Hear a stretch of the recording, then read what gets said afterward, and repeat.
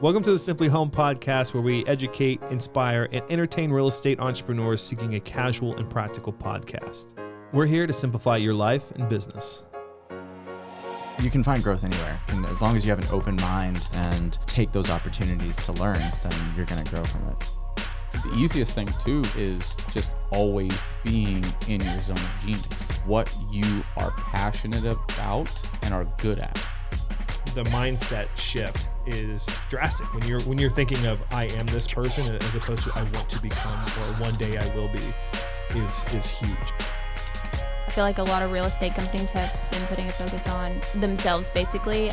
Recently, we've been putting it on the agents, and that's when our socials have been doing the best. It's become really personal, and we've gotten a lot more traction.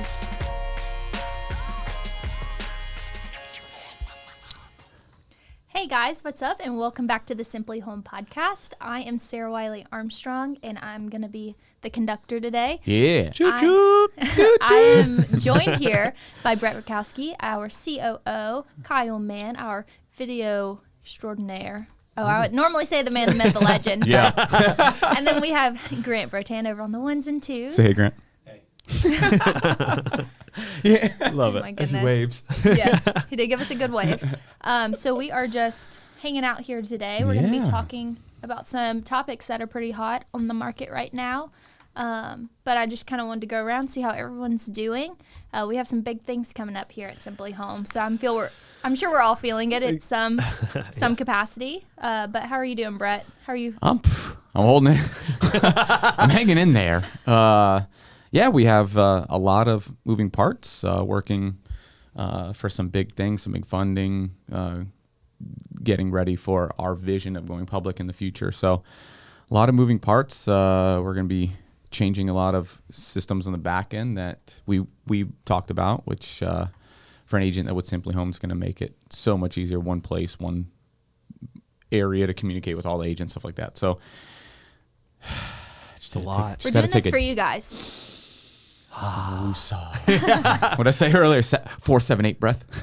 Yes, he said that, and I was like, I don't know what it means. In 4, hold for 7, out 8. Oh. Yeah, get some more oxygen in there. Yeah. You got to do it in the studio. This studio, when there's nobody in here, it has like a spa-like environment. It's so it's quiet. very quiet. It's Yes. still. Quiet out of and still, all of but the steamy. rooms, It's hot and it is steamy. hot. That in is here. true. You can do hot yoga in here. Yes. You could. For those of you that are watching in, it gets hot in here. We are sweating by Yes. the time we are done with this. Should do a time lapse once. Yeah. Yeah. Just once.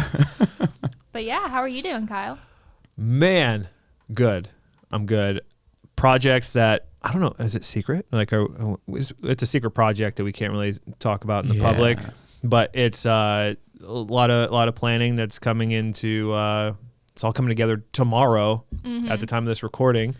So that's primarily been the biggest project on my plate. It's this big video project that we're Yeah, I was about to say, you excited can about. say it's a video. Yeah, I don't even think it's a secret. It's more of a story of what it's like, a story brand vision, a vision of what it's like to be a simpliHOM agent and working with all the ancillary services that we own. So it's not secret, but we'll keep it. Yeah, for everybody that's listening and watching, totally, you have no idea. It's something huge. It's super secretive, special, secret agent. No big deal. You need SSO login to get it. Yeah. For those of you, we are having issues with that today. That's why. Yeah.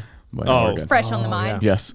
No, It's it's a deep been wound. good. It's been working on that and getting behind the camera more, which has been really cool. It's been a big transition. Grant's been a huge transition. So Grant and I have been working together trying to get the project management side situated, systems, processes, make sure everything's running as smooth as possible. So yeah, it's been good. Everything is good. Stressful, but good. Like, there's a difference between eustress and distress. It's been more eustress than distress, so it's a healthy stress. Nice. What I about love you, that he Swan? broke that down. Yeah. She's like, what did you just say? Well, I am feeling a little bit of stress too. I feel like we all are in their different areas. Yeah. So I've been the main point person for the Yearly simpliHOM awards ceremony. Yes. I was about to say, what were we calling it? The soiree, the simpliHOM soiree. Yeah. It didn't catch on. But No, sure didn't. So we're just calling this simply ceremony. yeah, Simply simpliHOM ceremony. awards ceremony, whatever you want to refer Yes. to it as, is coming up. By the time this podcast is out, it will have already happened, and we won't be stressed anymore. So in all fairness, you did get more than, 6 weeks to plan for it? Yes, and I've been Yeah. using it. Someone said last week, they're like, wow, you're already counting the awards and getting them organized. I would have waited till the day before. I'm like, It's look, impossible. That's what it was last year. We did that last year. I wasn't the main point person on last year, and I was going to cry every single day. Never again. So, yes. Last year we planned it in about 6 weeks. Mm-hmm. So it's felt nice. I'm not super stressed in the fact that I'm not prepared because I've prepared for it. It's just, there's a little wrap ups at the end where you got to tie up the little bows. Alphabetizing all the awards, breaking them down into off. How many awards are Bless there? your heart. There is probably around 300. A Probably. lot. You've got to think too.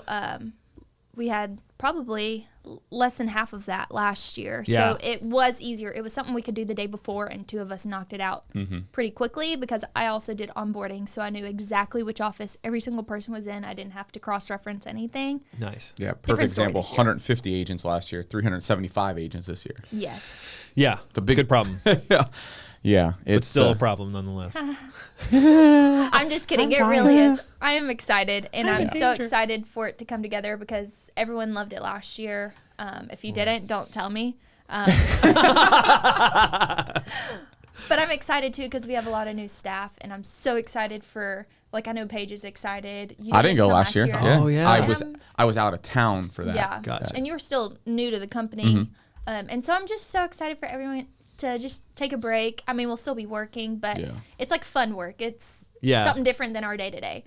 So I'm really excited. So short story long, that's what I'm feeling right now. So if you know me, I will just talk about one thing forever. Grant, what about you? Yeah.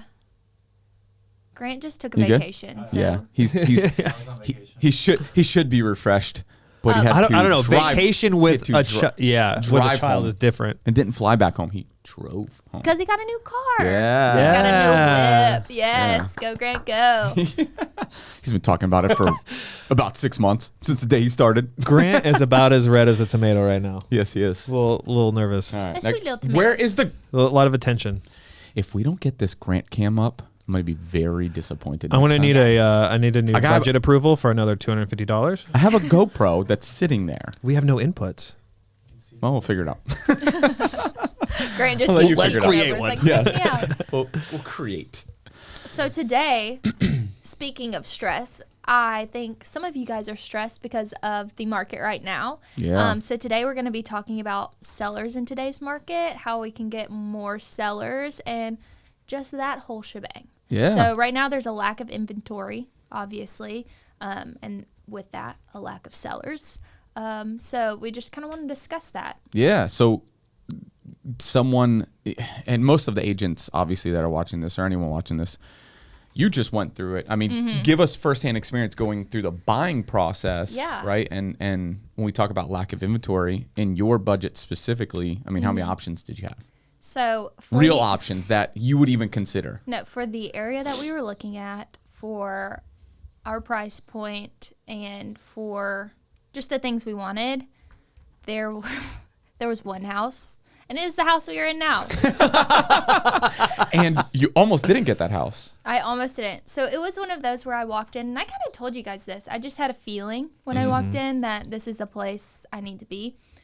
But I know that's not the case for everyone. It Yeah. doesn't always happen that the first house you look at, the day you get pre-approved, is the house you go under contract with. I get that. Rare case. But we put an offer in on this house, and they thought about it for a day. And the next day, when it was about to expire, the contract, what do you call it? The offer we put in, another offer came in, and it was cash.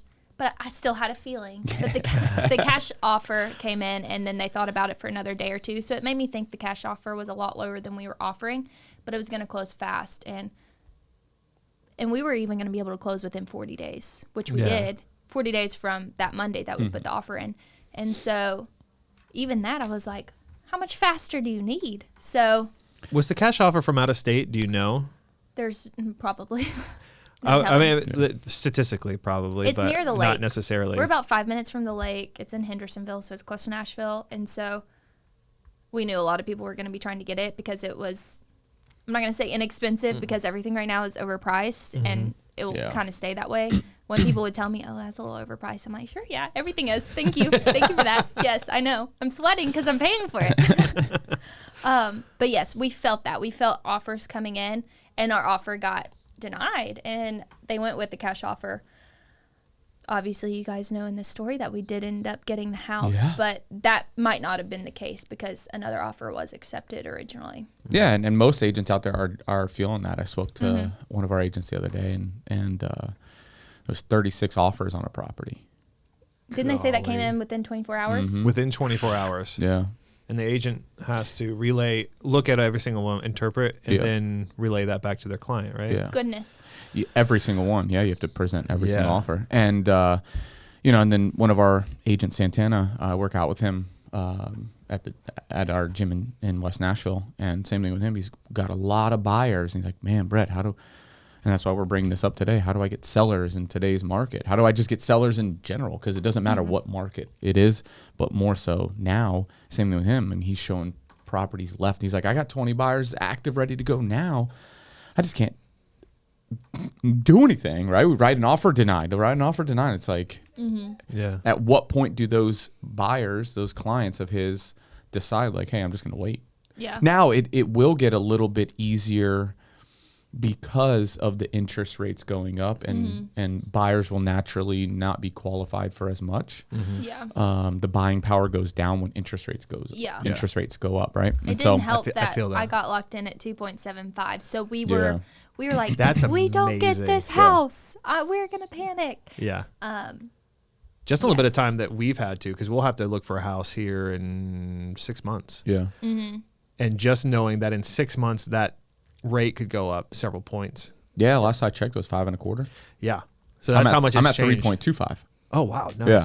Right. And we bought probably a couple months before you did, but different loan, different price points, stuff like that. So and then it's still 3.25. Our last home we bought in 2013 was 3.75. Just to give you an idea. Yeah. FHA. We did conventional this time. So yeah, it's we'll take it.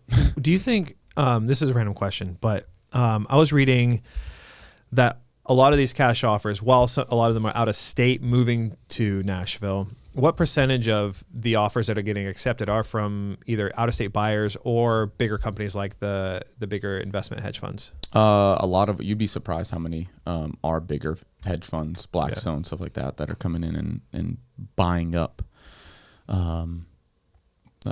just throwing offers out. Yeah. If the property, obviously, and sometimes I don't even care about the price, because at that point they're buying so many homes that even if they rent it out and lose money on that one, they're making up in a hedge fund. You make it up in quantity, right? So all they're worried about is the portfolio. If the macro is the portfolio making money. So a lot of those are them.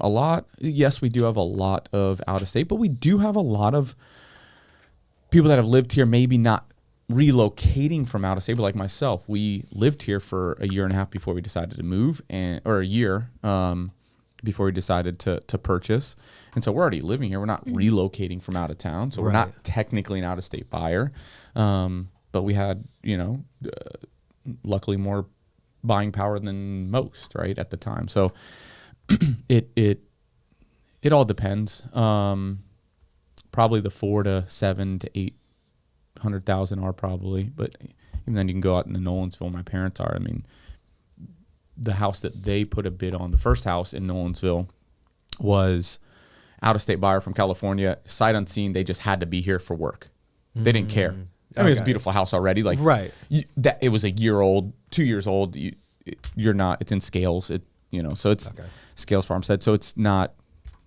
It's still under warranty with the builder and stuff. Yeah, so you don't have to worry about as much of the wear and tear. So exactly. So it was only the original owners. My parents rented it before they decided to buy it, or to try to buy it, but they rented it for about 7 months, And then homeowners are like, oh, we're going to put it on. And my parents were thinking about buying at that time anyway, so it actually worked out perfect. So 7 months it had been lived in. Outside, I was vacant from the day it was built. So, but again, sight unseen. They didn't see it until the day that they moved in. Paid $1.2 million or something like that for it. Yeah. So people are doing that, and we have to be able to combat that. And the only way we can do that is by opening up the inventory. Now, it is hard in today's market to go for sellers because it's the same concept. Okay, I'm going to sell my house. I got a lot of equity in it. It's like Ryan and I, we've owned our house for almost a year. April of about a year. April last year, this has been a year. Wow, time flies. Yeah. So we've been in it a year, and we have about $150,000 in equity in a year. That's insane. Yeah. I am in a year. green with jealous rage right now. What? But here's the thing. Okay. So I could do a cash out refi and raise my interest rate. Not going to do it. Why would I do that? I don't need the money. Right. I'd like the money. Right. But even that, some people say, like 5.5 1/4, and you can, you can as long as you return more than correct. Yeah. Either way, so I'll let it sit there, or I sell. But where do I go? Yeah. Where am I going to find my house that I paid $615 for on a half an acre in East Nashville? Where am I going to find that? You won't. Exactly. I'm not going to find it again. Yeah. So it's like the sellers in today's market have to deal with that as well. Yeah. So those are the things that we'll talk about and we have to walk through. You can't, unfortunately, there are ways to go about that, but the seller's either ready to sell and move on and either move out further out of the city or to another state or whatever, right? So yeah, it's a tough market. It is. Could there be kind of a leverage position for an agent who is local who I saw on a Facebook real estate page where they were hoping that there was like this turn of momentum where sellers are wanting to sell more to local buyers, as opposed to like hedge fund investors, or like if they see that the buyers from out of state, they want to give preferential treatment to the people that already live in Tennessee to give them an opportunity to pay. But then again, from a seller's position, you're not going to get as much money more than likely, or close as quickly, or so do you see that being a factor in an agent that's trying to get a listing to use that as leverage to gain a client, to be able to say like, hey, one of the things I want to do is I want to support the local Tennessee market and the local Tennesseans, like, and I will let you know, or I don't know. Does that make sense? Is there any type of competitive advantage in getting listings by positioning yourself as like wanting to support the people the Tennesseans?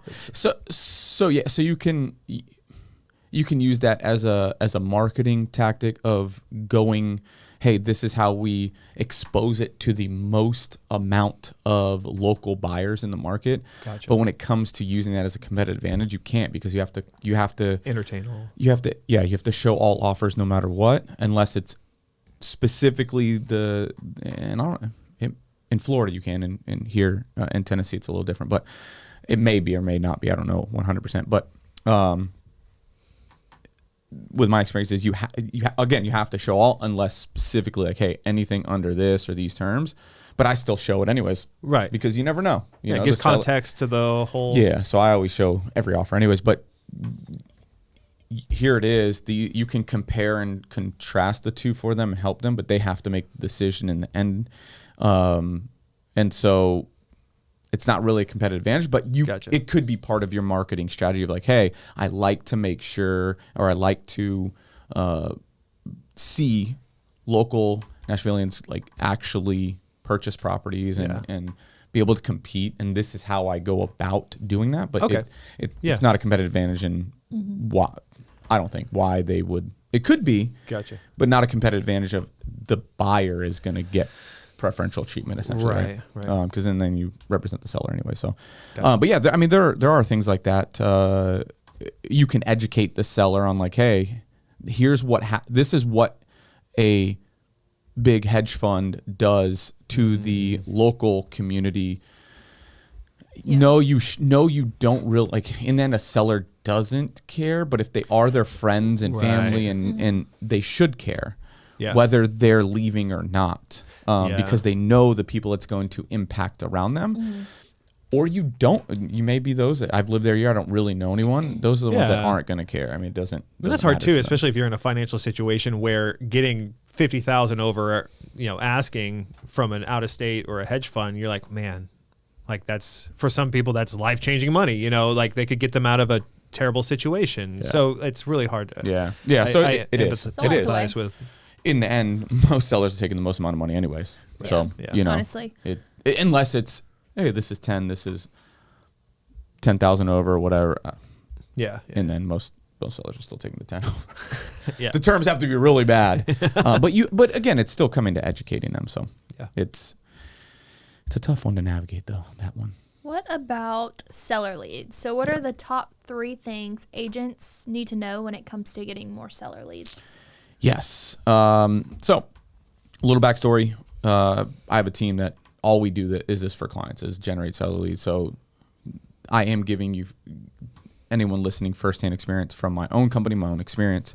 This is not just like, oh, I think this would be it. So, so the first thing we have to understand is that the sellers in today's market are not coming to you, right? Back in the day, oh, I know Brett or I know Kyle or Swy and we've done business with them.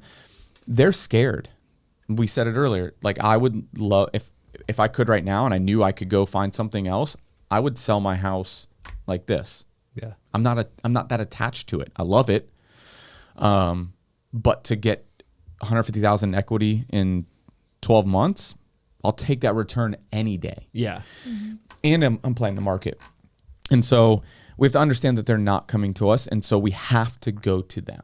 Our sphere of influence, our referral partners, we have to be reaching out to them and proactively trying to drum up business. A lot of agents like to sit back, and hopefully it's not you, but they like to sit back and wait for things to happen. They are not happening in today's market. You have to go out to them. Right? So picking up the phone and dialing is the number one thing you can do for sellers, whether it's cold calling, whether it's, and we do a lot of circle prospecting, a lot of online leads, stuff like that. We do a lot of different things. We'll talk about that. But picking up the phone, repeat and referral business, staying on top of your sphere of influence, stuff like that. It is the number one neglected thing I see from most agents that we work with. Absolutely. They know, like, and trust you. Yeah. And we still warm leads. Yep. And we still, because a lot of agents think like, oh, well, okay, like how do I reach out to them and what do I say to them? It's like we're talking to Megan. I was talking to Megan today about, doing recruiting. It's like reach out to our agents and say, hey, by the way, do you know anyone that's thinking about joining? It's the same concept. Reach out to them, see how they're doing, check in on them. Hey, by the way, at the end. And we've already gotten a few. She has a couple meetings already scheduled. Yeah. Nice. Big agents too. Yeah. But again, they were thinking this is the same concept. So to give context, they were thinking about making a move to another brokerage. Right. Oh, I'm so glad you called because I was thinking about making a move anyways.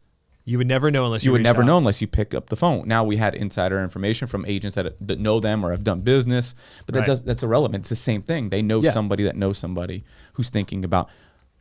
People love talking about real estate, especially if they own their homes. They love it. They want to talk about it.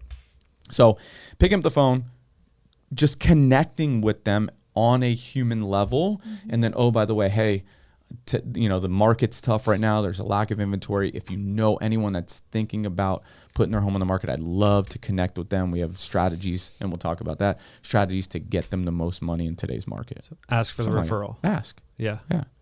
Ask. Don't assume. Like, oh, here's my business card. Here's my if you ever need anything, yearly calendar. They're not going to call you. Yeah. Okay, so let's just kind of wrap up with those 3 were. Yeah, so that's the first. Ask. The second is have a value proposition. What is your value to that person that's thinking about selling their home? If you don't have a value that makes you stand out in today's market, you'll never get the listing anyways. What do sellers want? They want offers now. They don't want to put their home on the market. So what do we offer? What do I offer? I'll guarantee you a cash offer. I'll write it. Yeah. I'll be the cash buyer. My Yeah. LLC, Yeah. whether I'm buying it or not, maybe I'll wholesale it, maybe. But I'm going to give you, okay, here's my best offer that I can give. Or if you have investors, hey, this person's thinking about, what would you offer them their house if they wanted to list it? Here it is. Here's your cash offers. That's one value. There's a lot of other value propositions, but that's one. That's the biggest right now. Why? They want to know that there's stress-free. They don't want people, especially with COVID in the past, they don't want people coming and going in their house if they do not have to have it. And then the second is find a solution. Your value proposition could be, how do you get them from selling their home into a new home, right? They don't want to sell or they do want to sell, but they don't know where they're going to go. What is that value proposition that's going to bridge the gap of them putting their home on the market, but knowing that they have a place to go already? Yeah. Or what is that process of like, hey, we'll get your property under contract, and then they want to know that you have a strategy there. Most agents do not have that strategy. That's a great point. I mentioned before, I'm reading Story Brand. It's just helping clarifying our brand message. And one of the things that I've learned from that is that businesses as a whole, and I would say even agents, anybody who's selling anything, they make a mistake. Their first mistake is positioning themselves as the hero of the story, of your client's story. And that's not how you sell things. That's not how you help people, by being the hero in their story.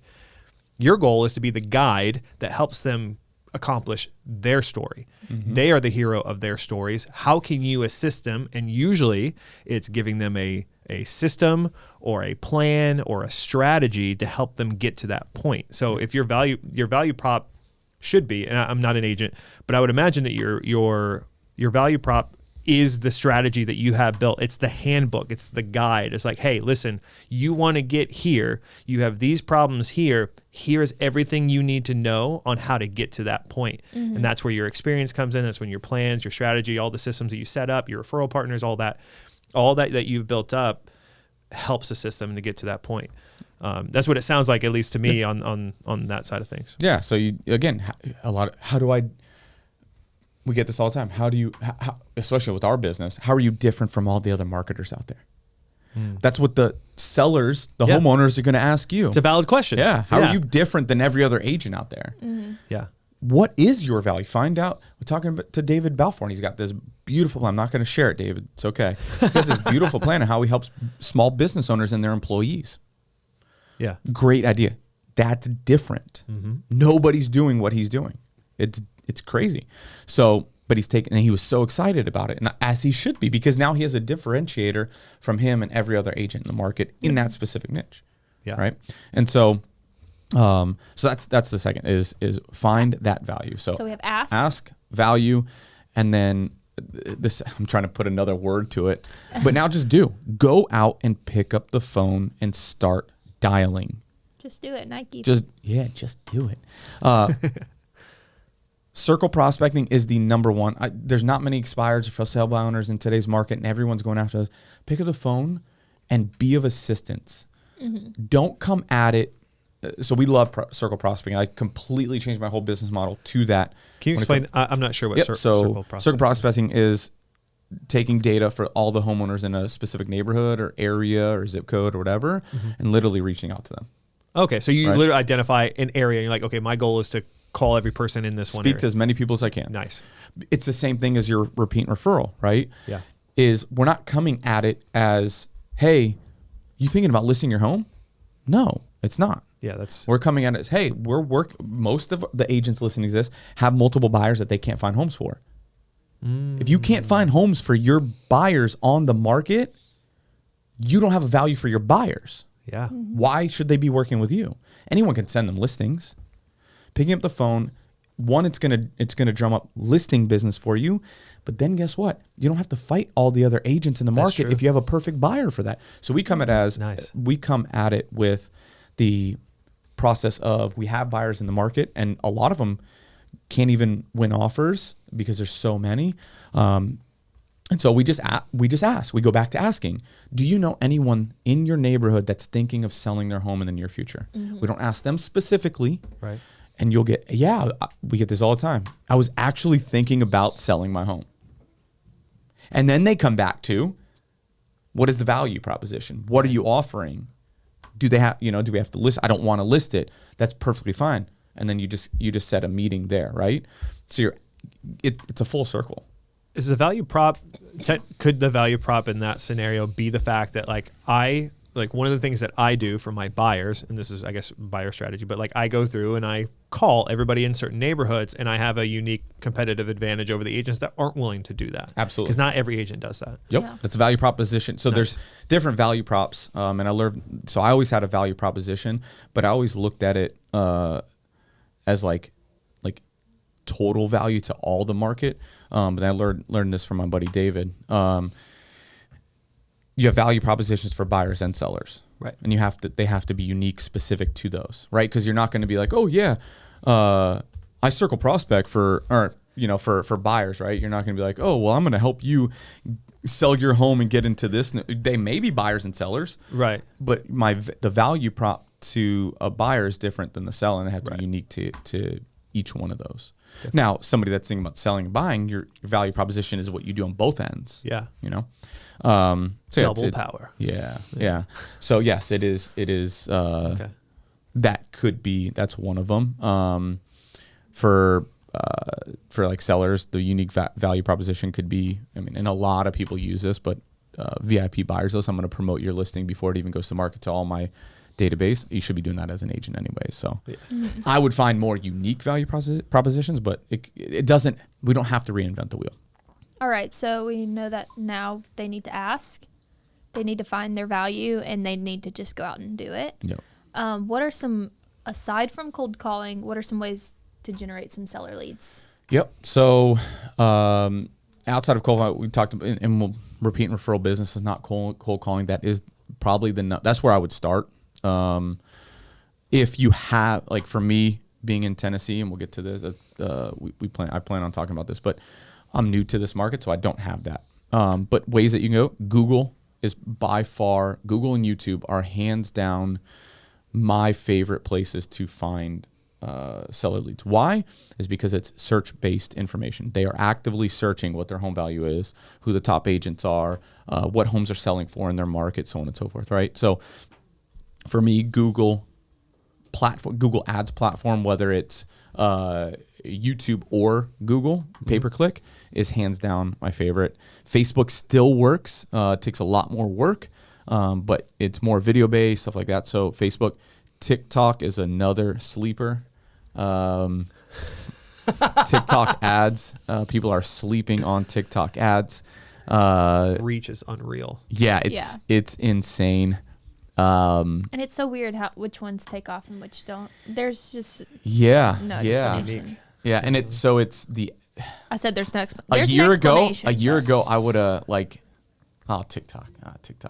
But the average age has almost doubled. Yeah. Mm-hmm. User age. It's 35. Insane. So this is what I look at when I'm looking at social platforms. When I start seeing solar companies, roofing companies, just people calling out homeowners in a market, and I'm not on that platform, I'm going to that platform. Nice. Right. So because it's easier for those, like the roofers, like insurance companies, stuff it's easy for them to go to these platforms because they get quick return on their investment if they get that appointment, the quote, stuff like that. So once I see it enough, my mind goes to, okay, they're spending a good, guaranteed, especially if it's a bigger company, they're spending a good amount of money here. Yeah. There's a reason. Mm-hmm. Gotcha. And so I got to go find out why. They've done the R&D kind of for you. At least the first step of that research, they've started already. Yep. TikTok has a lot of ads now. It's like every 4 or 5 videos you get a sponsored ad. And I love that it's like... But if they're entertaining, you're like... Yes. You realize about 10, 15 seconds in, you're like, You're like, oh man, this is sponsored. Yeah. The little small thing in the bottom left says sponsored. You're like, I got fooled again. Yeah. Except for when you first... I've noticed this. I don't know if the first one, when you first open the app, is always sponsored. Yeah. Oh, yeah. First one every time. Yeah. Mm-hmm. Yeah. I noticed. I'm like, all right, swipe. I immediately go like this, pull down so it'll reload. Oh, yeah, Get that off in my timeline. Mm-hmm. That's the way ads should be. They shouldn't interrupt your viewing or whatever you're doing. They should just be a part of it. I'm acting like I watch TikToks all of the time. I just started last week watching TikTok. I'm kind of new to the platform. I mean, I run our simpliHOM TikTok, but I knew just based off my history with Vine that I'd be addicted. And Yeah. so yeah. I've just... Stay away from it. Yeah. You did have one go viral though. Not viral, I but wouldn't say viral-esque. micro. Micro-viral. There we go. Michael. I'm a baby. Yeah, so I had over 60,000 views on something that How many followers do you have on Instagram? I now Or on TikTok? now 31.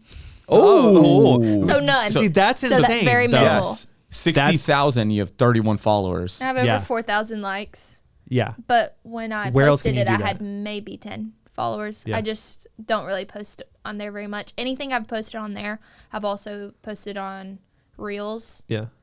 But this is one of those where it did okay on Reels, but it was definitely more of a TikTok Yeah. targeted type of video. And that kind of goes into it, is knowing your audience and knowing, Know the platform. yes, which is so important.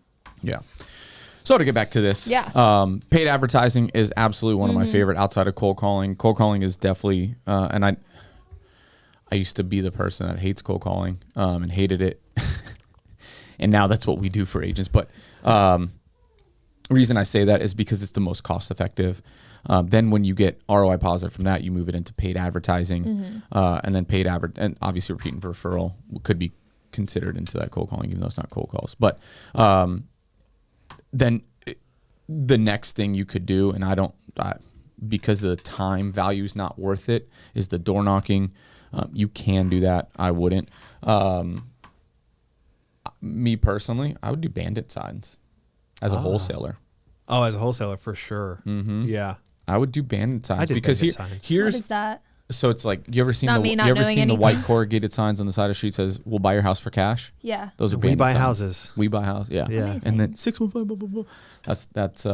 That's bandit signs. So Sorry, I haven't lived a lot of life, guys. Here's a tip for bandit signs. So I did that for my wholesale business, the one that failed. But we didn't make any money, but we had a lot of leads. And so we did we did our bandit signs.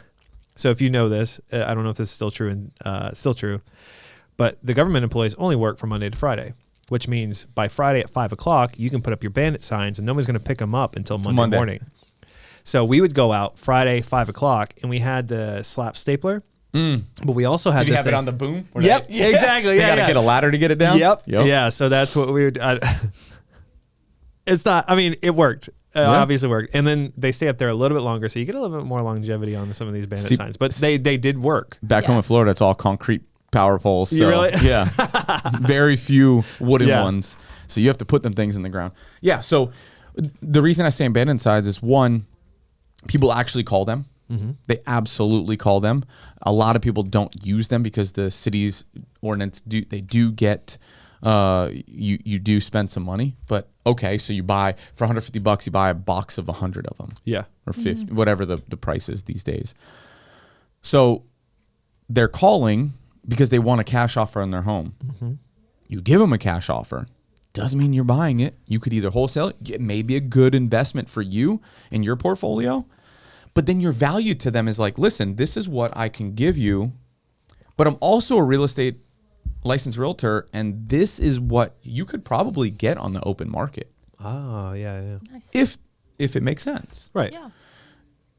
And now you're giving them all owners want is options. What options do I have? They want more than The just information. yeah. They need to make an educated. Oh man, yeah, exactly. I got to go to the market, right? I got to put it on the market, and people have to come in and Yeah. no, they don't. Yeah. So bandit signs, I love bandit signs. We'll be doing them. What is the craziest way you have seen someone generate seller leads? Is there something that sticks out in your mind that you're like, this was wild, very niche, but it worked? To be honest with you, no, because there's not anything crazy out of that I have seen, because most agents don't do it. Unfortunately, Yeah. most want the Here's seller your sign leads. to get crazier, people. Yes, most want seller leads and they want more listings. But unfortunately, most agents think that they're just going to come to them. That their past clients are going to refer them business, and they don't have to. I feel like have to do especially anything. now with the market doing well, you just hear people Yeah. thinking that it's just going to Yeah. fall in their And lap. I did leave out of their direct mailers are still working, but they have to be targeted. So what we do is we actually take the leads that we convert into warmer leads from circle prospecting or people we have good conversations with, we put them on a direct mail or drip campaign to stay top of mind. Yeah. Not just EDDM, which is every door direct mail, and sending that out to everyone because you're spending thousands. It's specifically directed to them only, and only the ones we actually have good conversation with or have an appointment with or have spoken to, and they're like, yeah, follow me in 6 months or whatever. Yeah. Those are the ones that we're putting direct mailers, and those work. Sweet. Yeah. I notice this a lot in the video world, and I don't know if it's true. It sounds like it's true with agents as well. It must be a human thing, but I notice I have a lot of friends that do video work, and their biggest issue was, how do I get more work? But they're waiting for the referral. And the thing is, like, if I put out enough content, somebody's going to call me. And that's very rarely the case. Yeah. And I imagine the same is true if you're doing a bunch of marketing, you're putting videos out on social media, you're doing those things, but you're not either one asking for the sale, or if you're not reaching out to people. When I was running the VR company, I would literally contact 25 businesses a day and just keep reaching out. And then I didn't have any sophisticated systems. It was all just like, I had an Excel spreadsheet and the last time I called them and what we talked about. So, but that worked for you. It was a variable that helped me get to the point where I was selling jobs, but it was a numbers game at that point. Yeah. And a lot of agents are afraid to do things for free too. So, and I say this is probably one of the crazier things I've seen from one of my mentors. And I actually did it, but I when you said it, I didn't think it's really not that crazy. But if you want to break into a neighborhood, right, and become the known, and I'm going to every single door. Hey, if you're thinking about selling your home, I'll list it for free. I'll list it for free. Do 2 or 3. And then guess what? You get that sign in the ground. You're making calls. Hey, I just listed this property. Just listed this property. Just listed the property. People hear you, see you. You send out mailer, post flyers to all of them, invite them to open houses, stuff like that. And that's where you catch the buzz and the momentum. You don't have to list a property. Yes, we want to make money, but it's a loss leader at that, right? And in today's market, you could probably get a buyer for it anyways. So that's a very polarizing idea. At least I'm not in real estate, but that's something I see a lot. It is something that will make anybody that I've seen who has posted that they will not take commission on a certain listing or whatever it is, or more often times than not, it's the listing agent saying that the buyer agent gets nothing. But it's very polarizing, and even in the video world, it's very polarizing. But I've always been a big proponent of, like, if you don't have the portfolio, do work for free until you have the portfolio, then you can charge. And that sounds like it's the same type of strategy. And in the video world, it's very polarizing. You have people that are like, you should know your worth. You should always charge for your work. And on the other hand, if you have nothing, you're not worth anything. Exactly. I think that I didn't think about it in the terms of real estate, but that's because. So and this is not a long-term strategy. But correct. It is not absolutely not a long-term strategy. And I was able to negotiate in marketing dollars from the seller, reimbursements on all marketing efforts. Nice.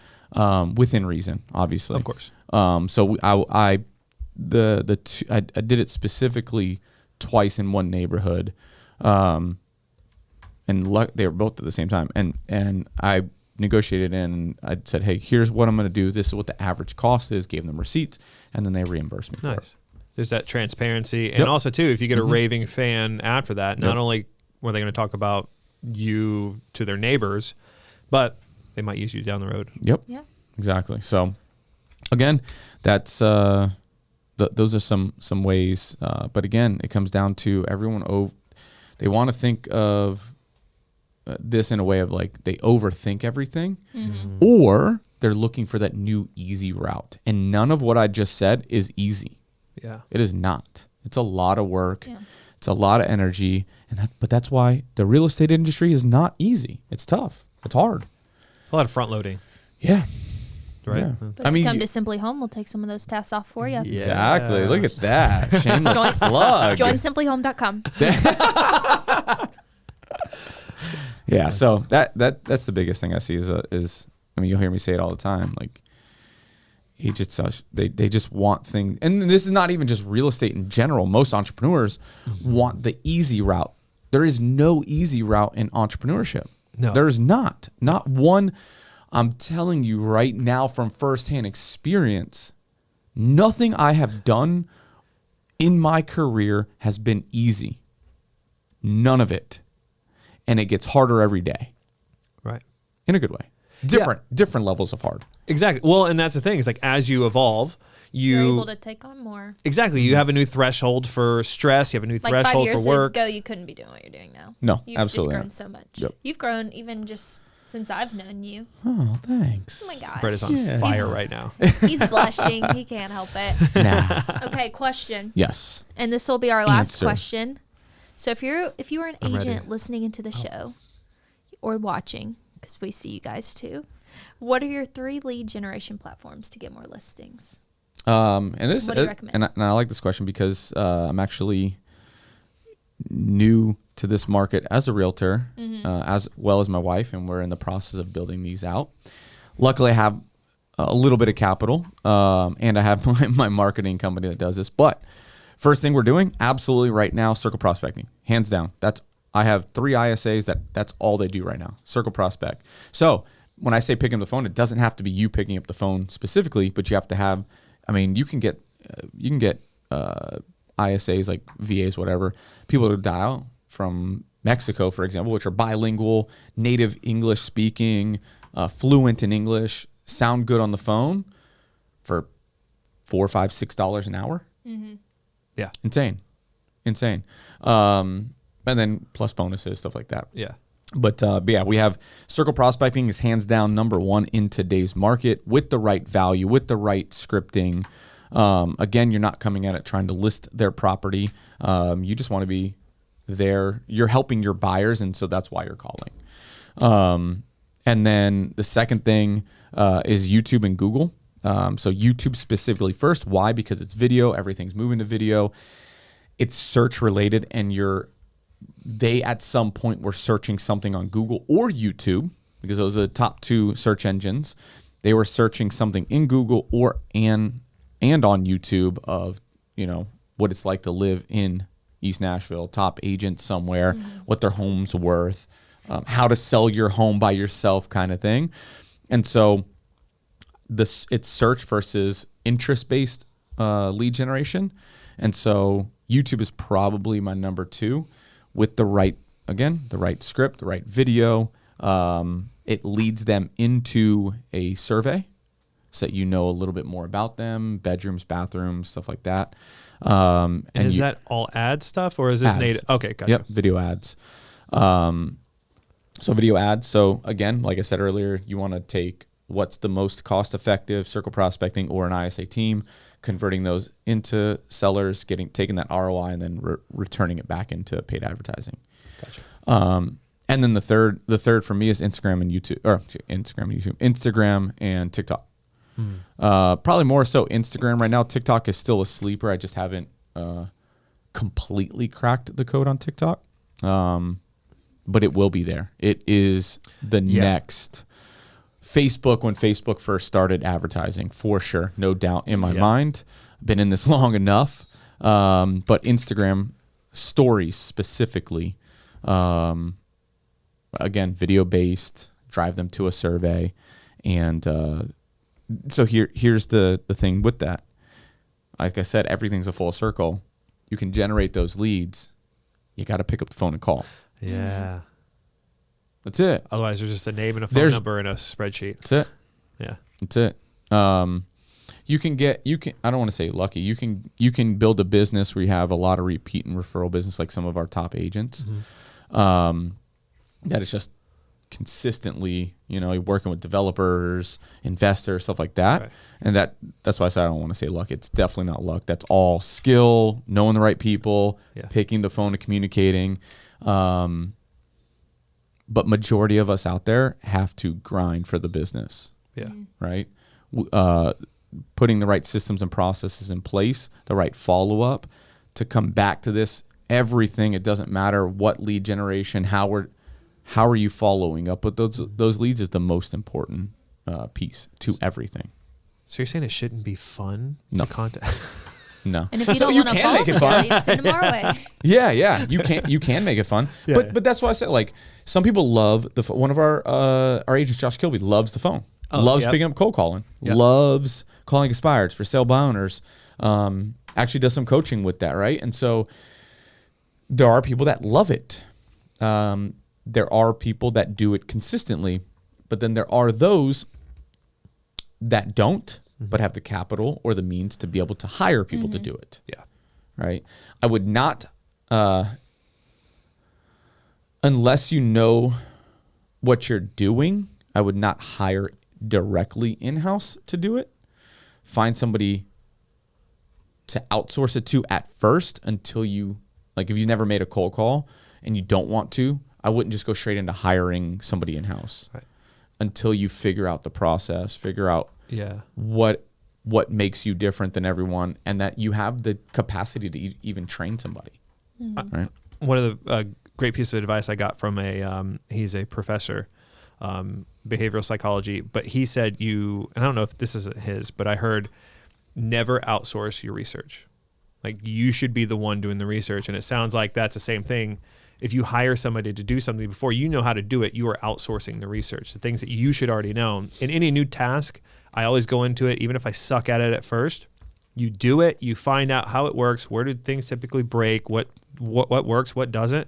And at that point, you have a playbook to then be able to hire somebody. And you can know also too, if you have a hard time delegating to somebody because you don't trust that person to do as good as job, by you knowing what to do, you know what to expect of the other person as well. Even on a core level, if you can take that process and write it out and define it, it's a lot easier to then delegate it to somebody because you know exactly what needs to get done and when and how long it takes. And things That's like a that. good point. I was a grad assistant, and one of the professors that I was with for a semester, my whole project for him for the semester, what I did was research for him for some paper he was writing or for an article to be published. And I'm not going to say I put a lot of effort into the research, but I kind of thought it was funny. I was like, you're trusting me to do all of your research? Yeah. A lot of these articles aren't going to get you very far. And they probably didn't, but there's so much you learn just whenever you're problem solving and learning. And there's so much development that goes into, Anyway. Yeah. So that's what I would do. Yeah. Yeah. And that is how you're going to get some sailors in today's market. Let me tell you. Yeah, take action. There's no, I do want to, like, these are my strategies. There's no right or wrong way. But I'm sure there's a wrong way. And if you have some strategies. There's unethical ways for sure. Oh, there we go. Yeah. Yeah. And if you have some strategies that you think you want to hear discussed on the podcast, or maybe you have a differing opinion, feel free to comment it. Leave us a review. You can DM us on Facebook, Instagram, TikTok, YouTube. Give us all of your feedback because we like to hear from you guys. And agents, if you're listening and you have our emails, you can even email us. There's so many ways to reach out to us. All of our handles are in the description below. You can DM any one of us. That's it. But we would love just to hear from you guys and see what you want to know about in the real estate world, because things are constantly changing and developing and evolving. So we want to be here to just kind of walk you through that process. If you're enjoying listening and watching, like and subscribe and visit us next week. Thank you for listening to the simpliHOM podcast. We had so much fun with you guys, and we will see you next week. Later. Bye. Later. Hey guys, it's Swy. Thank you for joining us this week, and we really hope you got some useful information and we made your day a little bit better. If you're interested in joining the movement of realtors getting their time and life back, check us out at joinsimplihome.com on the browser, at simpliHOM on socials, or in the description. See you next week.